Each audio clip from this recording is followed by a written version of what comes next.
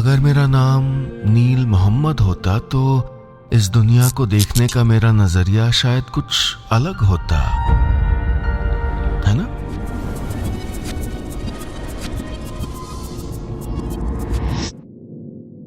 हम आज की नाराजगी भरी एक तरफा वन साइडेड दुनिया में दूसरा बन के नहीं देख पाते। We can not become the other. मेरा नाम है नीलेश मिश्रा और मैं चल पड़ा हूं एक सफर पर, कुछ सवाल लेकर, कुछ जवाबों की तलाश में। मैं जानना चाहता हूं कि आज का युवा मुसलमान अपनी कम्युनिटी के बारे में, अपने रहनुमाओं के बारे में, अपने मुद्दों के बारे में किस तरह से आत्मनिरीक्षण या इंट्रोस्पेक्शन करता है। मैं जानना चाहता हूं कि क्या नया हो रहा है मुस्लिम समुदाय में जो शायद अक्सर अखबार की हेडलाइनों में और टीवी के शोर शराबे में, नेताओं की तकरीरों में दिख नहीं पाता।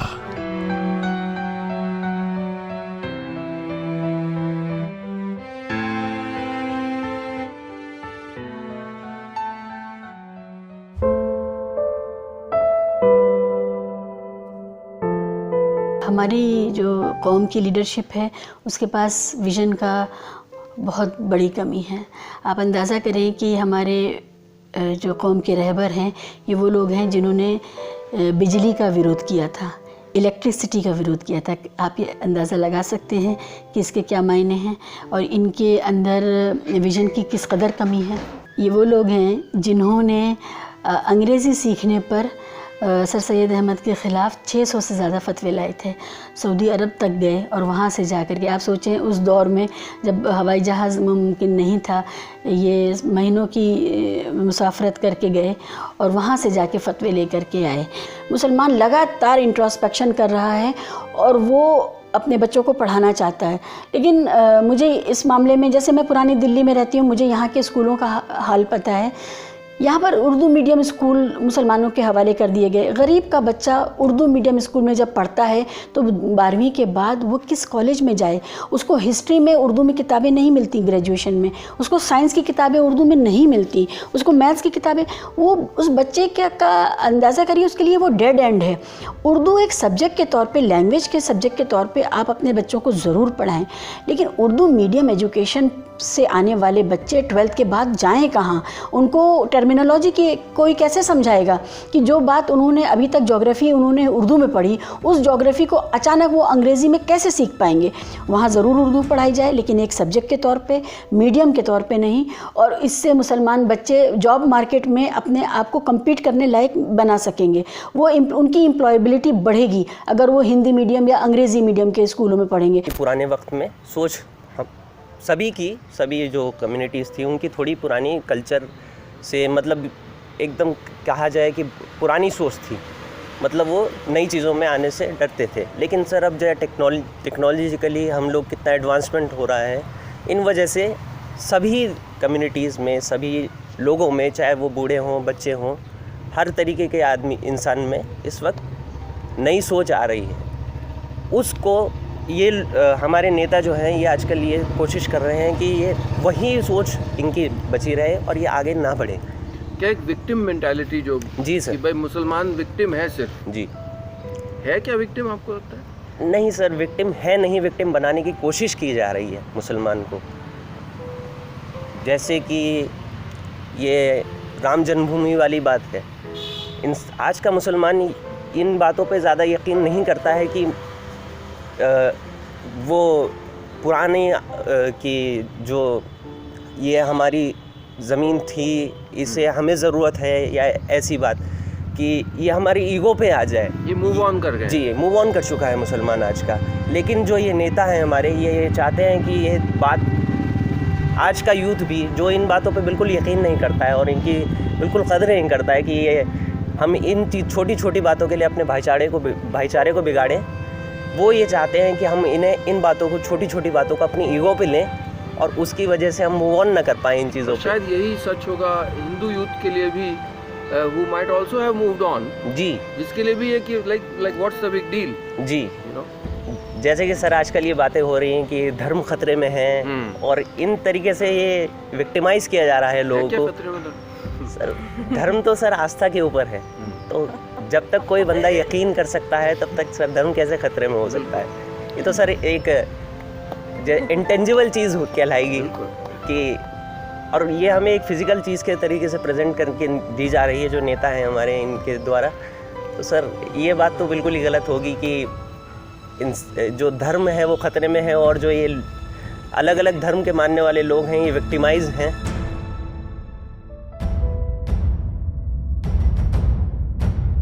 क्यों गरीब मुस्लिमों को मुस्लिम समाज के कुछ लीडरों द्वारा ये कहकर बरगलाया गया कि पोलियो ड्रॉप में नपुंसकता का जहर है? ये सरकार की इस्लाम के विरुद्ध साजिश है, अपने बच्चों को पोलियो ड्रॉप मत पिलाओ। और आप जानते हैं कि जब दुनिया में पोलियो का खात्मा सिर्फ इसलिए नहीं हो रहा था क्योंकि उत्तर प्रदेश के कुछ मुस्लिम बाहुल्य इलाकों में यह डर फैला दिया गया था, तो कौन आगे आया? कुछ मौलाना। जी हाँ, वो सड़क पर उतरे और उन्होंने इस भ्रांति को दूर किया और पोलियो का दुनिया से खात्मा करने में मदद की। ये सबूत है इस बात का कि मुसलमानों के रहनुमा चाहे पॉलिटिक्स में हो या धार्मिक मामलों में, अगर वो चाहें तो अपनी ताकत, अपनी शोहरत का इस्तेमाल लाखों मुसलमानों की जिंदगी बेहतर करने में कर सकते हैं।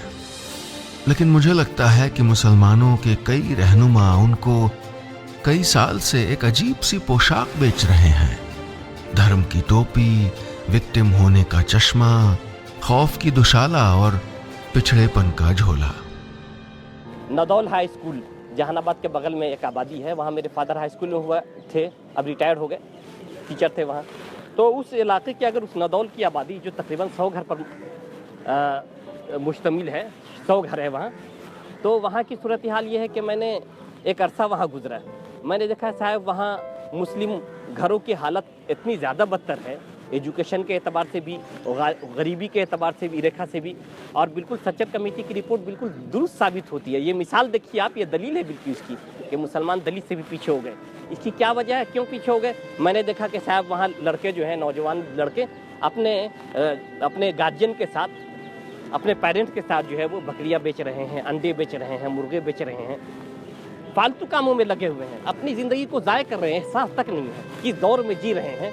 ये इसलिए ऐसा कर रहे हैं कि उनकी एजुकेशन का इम्पोर्टेंस उन्होंने आज तक नहीं समझा, ना समझाया गया उनको। अब के लोग तो ये तक कहते हैं गांव में कि अलग अलग बिरादरी में लोग बट गए हैं कि हिंदू के दुकान पे जायशी मुनाफा दिएला, गांव के टर्म में कहते हैं कि अगर मुस्लिम बिरादरी के लोग की दुकान है ही तो हिंदू की दुकान पर क्यों जाना, उन्हें मुनाफा क्यों देना। और ठीक इसका उलट उस तरफ भी है। ये अजब बात है, इस्लाम धर्म गजब तरक्की पसंद है, लेकिन मुसलमानों के कई रहनुमाओं ने मुस्लिम समाज को उसी इस्लाम का हवाला देकर सिर्फ और सिर्फ पिछड़ापन सिखाया है। मसलन कुरान शरीफ में पढ़ाई पर, लड़कों और लड़कियों दोनों की पढ़ाई पर जोर दिया गया है, लेकिन कौम पढ़ाई में पीछे है और रहनुमाओं की तकरीरों में पढ़ाई कहीं भी प्रायोरिटी बनके नहीं आती। हजरत खदीजा बिन्त खालिद जो कि मोहम्मद सल्लल्लाहु अलैहि वसल्लम की बीवी थीं, वो मक्का शहर की सबसे बड़ी और सबसे कामयाब कारोबारी थीं, लेकिन आज औरतों के काम करने पर दर्जनों फतवे जारी कर दिए जाते हैं। हजरत खदीजा उस दौर में मक्का की सबसे अमीर वर्किंग वुमन थीं, जिनका कारोबार ज़रूरत का सामान सऊदी से सीरिया भेजना होता था, और उन्होंने अपने यहाँ तकरीबन 100 मर्दों को काम पर रखा था। जब शुरू में मिडिल ईस्ट से लोग जाके वापस आए तो वहाँ से बुर्का आया, और बुर्क़े को पहन करके मुसलमान औरतें एक तरह से आज़ाद हो गई थीं, क्योंकि फिर उन्हें किसी महरम को साथ ले करके बाज़ार नहीं जाना पड़ता था, वो घर से निकलने लगी थीं। इससे पहले शुरफा ख़ानदानों में औरतों के बाहर निकलने का कोई तसव्वुर ही नहीं था। उनके लिए एक डोली आती थी या कोई रिक्शा जैसी कोई चीज़ आती थी, और वो उस पर बैठ करके, और चारों तरफ से जिसको चादर से ढक दिया जाता था, और वो रिश्तेदारों के घर ज़्यादा से ज़्यादा जा सकती थीं। तो ऐसी सिचुएशन में जब बुर्का आया तो मौलानाओं ने बुर्क़े का विरोध किया था, ये कह के कि मुसलमान औरतें, मुसलमान लड़कियां बुर्का पहन के आवारा हुई जा रही हैं, अब वो अकेले घर से निकल जाती हैं, अब वो बाज़ारों में घूमने लगी हैं बुर्का पहन के। हम जब व्हेन वी लेफ्ट इंडिया, उस ज़माने में था कि हम मतलब the attire that I was wearing itself was not something that would become my identity. You know, this identity in itself was something that everybody would turn back and look twice at. Then when I came back after 8 years for my graduation, I have to, I mean, I'm grateful. I was really scared when I came back, but this has become an identity of mine. For me to just tie the scarf on and people to not judge me is something that I'm really grateful for. आज के तेजी से बदलते हिंदुस्तान में media की हेडलाइनों से दूर, TV studio की चीख पुकार के परे मुस्लिम समाज की सोच में जमीनी स्तर पर धीरे धीरे बदलाव भी आ रहा है। ये कहानियां हमारे सामने नहीं आती क्योंकि हिंदूवादी नेता, मुसलमानों के नेता, मीडिया सब एक स्टीरियोटाइप को जिंदा रखना चाहते हैं। लेकिन ये कहानियां हैं और हमारे आसपास हैं। Especially our generation, it has seen the change in the Muslim from what it was in the early 2000s to what it is now. The participation of Muslims, the participation of Muslim women, the activity of Muslim, it has increased comparatively, but we are hoping that it goes forward. So, like in the early 2000s, not a lot of girls were so active coming forward and pursuing what their interests are. But right now, as we see, I still think that there's a lot of, we can improve a lot as a Muslim community. We are still backlagging a lot. We can improve, but I would still say that we have improved from what we were in the early 2000s. चूँकि ऐसे Sachar commission report हो या Shri Krishna commission report है, उन्होंने लोगों को दिखाया कि ज़रूरत क्या चीज़ की है, और इसी ज़रूरत का ये नतीजा है कि हम देखते हैं 2012 के बाद से, जब से 2009-10 के बाद से शाह फैसल ने यूपीएससी में रैंक 1 लाया, उसके बाद से क्या चेंजेस आए हैं कि एक कश्मीर से जहाँ 28 साल बाद कोई पहला आईएएस आता है, उसके अगले साल उसी जगह से 10 आईएएस आते हैं। अगर लोग एम्पावर्ड हो जाएंगे खुद में, अगर उन्हें ये पता चल जाएगा कि डिस्कशंस क्या हैं, उन्हें ये पता चल जाएगा कि डिबेट किस चीज़ पे चल रहा है, उन्हें ये पता चल जाएगा कि पब्लिक डिस्कोर्स क्या है, कंटेंट क्या होना चाहिए बात करने के लिए, तो खुद ब खुद जब एम्पावर्ड हो जाएंगे तो इन चीज़ों की ज़रूरत ही नहीं होगी। लोग खुद उठ के आगे आएंगे। हमें ये करने की ज़रूरत नहीं होगी कि हम कहीं पे लाउड स्पीकर लेके कहें कि देखो यहाँ त्रासदी हो गई और आप आएँ और कैंडल मार्च में हमारे साथ चले। वो लोग खुद उठ के आ जाएंगे। जागरूकता की ज़रूरत है, जागरूकता के लिए पढ़ने की ज़रूरत है। जब हम पढ़ाएंगे तो ये सब चीज़ें खुद ब खुद क्लियर हो जाएंगी। सर, ये generation is all about breaking the stereotypes. Sir, ये स्टीरियोटाइप्स रहे हैं कि हाँ, मतलब जो एक्सट्रीम ग्रुप्स हैं, एक्सट्रीमिस्ट दोनों साइड हैं, हर कम्युनिटी के हैं, और वो चाहते हैं कि वो एक पर्दा पड़ा रहे आंखों पे और जो असली दुनिया है वो नहीं देखे। बहुत मैंने सुनी है आपकी तकरीर मौलाना, मगर बदली नहीं अब तक मेरी तकदीर मौलाना। हबीब जालिब का शेर है ये, और हर धर्म के अधिकांश मौलानाओं पर एकदम सही बैठता है। जब हिंदुओं, मुसलमानों, सिखों, ईसाइयों, जैनियों, बौद्ध धर्म के अनुयायियों के धर्म गुरु हजारों लोगों को अपने सामने और लाखों लोगों को टीवी पर प्रवचन देते हैं, तकरीर करते हैं, तो क्यों वो सिर्फ ऊपर वाले को खुश करने के तरीके बताते हैं? उनके पास जो ताकत है उसे क्यों नहीं वो इस तरीके से इस्तेमाल करते कि लोगों का परलोक बाद में सुधरे, पहले ये लोग तो सुधर जाए? क्यों नहीं कहते वो कि बच्चों को स्कूल भेजो, अच्छा इंसान बनना सिखाओ, लड़कियों की इज्जत करो, खाना खाने के बाद प्लेट आपकी माँ या बहन उठा के किचन तक ले जाएगी, इसका इंतजार मत करो।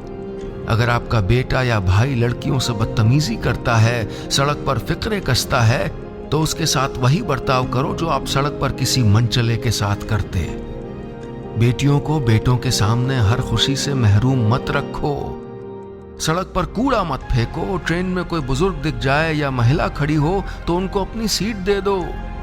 क्यों नहीं कहते ये रहनुमा कि गांवों में मच्छर मत फैलने दो, दिमागी बुखार से मर जाएगा बच्चा? क्यों सिर्फ व्रत, रोजा, उपवास, जन्नत, दोजख, स्वर्ग, नर्क का पाठ पढ़ाते रहते हैं? पूछिए अपने रहनुमाओं से कि क्या किसी गरीब बच्चे की मदद करना और मदद करने के लिए लोगों को सिखाना दीन का, धर्म का रास्ता नहीं है? रहनुमा अपना काम करें या ना करें, चलिए आप और मैं अपना काम जारी रखते हैं। हर दिन किसी एक इंसान की मदद करने की कोशिश करते हैं, बेहतर इंसान बनने की कोशिश करते हैं। जो नहीं पढ़े वो पढ़ सकें, उनकी ये मदद करने की कोशिश करते हैं। यही सच्ची इबादत है।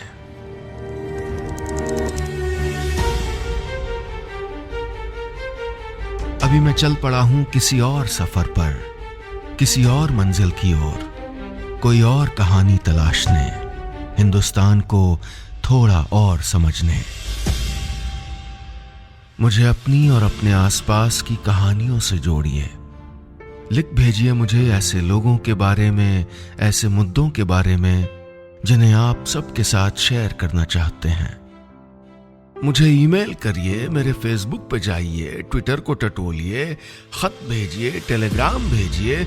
मैं कहता हूं कबूतर के पांव में छल्ला लगा के कुछ संदेश भेज दीजिए, लेकिन मुझसे बातें करिए, मुझे किस्से सुनाइए, वरना यही कहते रह जाएंगे कि क्या ढूंढता है स्टोरी टेलर।